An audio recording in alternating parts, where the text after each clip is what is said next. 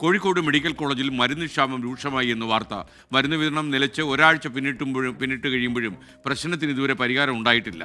Surgical ഉപകരണങ്ങളുടെ ലഭ്യത പൂർണ്ണമായും നിലച്ചു എന്ന ഷോക്കിംഗ് വാർത്തയും ദീപക് ധർമ്മടം റിപ്പോർട്ട് ചെയ്യുന്നു. കോഴിക്കോട് റീജിയണൽ മേധാവി ദീപക് ധർമ്മടം ചേരുകയാണ്. Good morning Deepak Dharmadam. ഈ മരുന്ന് വിതരണം നിലയ്ക്കുക അതര കാര്യം സാധാരണ രോഗികൾക്കാണ് ഇതുകൊണ്ട് വലിയ ബുദ്ധിമുട്ട് വരിക. എന്തൊക്കെയാണ് വിവരങ്ങൾ, പറയൂ. Very good morning S K N. ഒരുപക്ഷെ മെഡിക്കൽ കോളേജിലെ മരുന്ന് വിതരണത്തിൻ്റെ സമീപകാലത്തെ ഏറ്റവും വലിയൊരു പ്രതിസന്ധിയിലേക്കാണ് പോകുന്നത്. കാരണം ഒരാഴ്ച പിന്നിട്ട് കഴിഞ്ഞിരിക്കുന്നു മരുന്ന് വിതരണം നിലച്ചിട്ട്. ഇതിലേറ്റവും അടിസ്ഥാനപരമായ പ്രശ്നം സാധാരണ ജനങ്ങൾക്ക്, അതായത് ന്യായവിലയ്ക്ക് മരുന്ന് മെഡിക്കൽ കോളേജിൽ നിന്നും കിട്ടുന്ന സാധാരണ ജനങ്ങൾക്ക് പൂർണ്ണമായും പ്രതിസന്ധി ഉണ്ടാകുന്നു.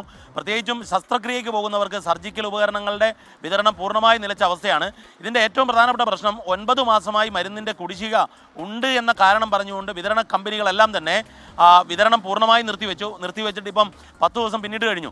ഏറ്റവും ഒടുവിൽ അവർക്ക് 1 മാസത്തെ കുടിശ്ശിക എത്രയും പെട്ടെന്ന് നൽകാമെന്ന് ആശുപത്രി അധികൃതർ അറിയിച്ചു. പക്ഷേ എന്നാൽ 9 മാസത്തെ കുടിശ്ശികയുണ്ട്. അതുകൊണ്ട് തന്നെ സെപ്റ്റംബർ മാസം വരെയുള്ള കുടിശ്ശിക എത്രയും പെട്ടെന്ന് നൽകണം എന്നുള്ളതാണ് മരുന്ന് വിതരണ കമ്പനികളുടെ സംഘടനകളുടെ ആവശ്യം. മറ്റൊരു പ്രധാനപ്പെട്ട പ്രശ്നം എസ് കെ എൻ, 90 കോടി രൂപ ലഭിക്കാനുണ്ട് എന്നുള്ളതാണ് ഈ സ്വകാര്യ മരുന്ന് വിതരണ ശൃംഖല അവകാശപ്പെടുന്നത്. കണക്കുകളും അങ്ങനെ സൂചിപ്പിക്കുന്നു. അതുകൊണ്ട് തന്നെ ഒരു ഭീമമായ തുക സർക്കാർ ഈ മരുന്ന് വിതരണത്തിന് വേണ്ടി അടിയന്തരമായി അനുവദിക്കേണ്ടി വരും. ഒരുപക്ഷെ ആരോഗ്യമന്ത്രി വീണ ജോർജ് ഈ കാര്യത്തിൽ ഈ വാർത്ത ശ്രദ്ധിക്കുന്നുണ്ടാവും. പെട്ടെന്ന് തന്നെ ഇടപെടേണ്ടതാണ്. കാരണം മലബാറിൽ പ്രത്യേകിച്ചും സർക്കാർ ആശുപത്രിയെ ആശ്രയിക്കുന്നവർ വളരെ കൂടുതലാണ്. പ്രത്യേകിച്ച് കോഴിക്കോട് മെഡിക്കൽ കോളേജിൽ വിദഗ്ധ ചികിത്സയ്ക്ക് വേണ്ടി വരുന്ന അത്യാസന്ന നിലയിലുള്ള രോഗികൾ അനവധിയുണ്ട്. അതുകൊണ്ട് തന്നെ സർക്കാരിൻ്റെ ഒരു അടിയന്തര ഇടപെടൽ അനിവാര്യമാണ് എസ് കെ എൻ.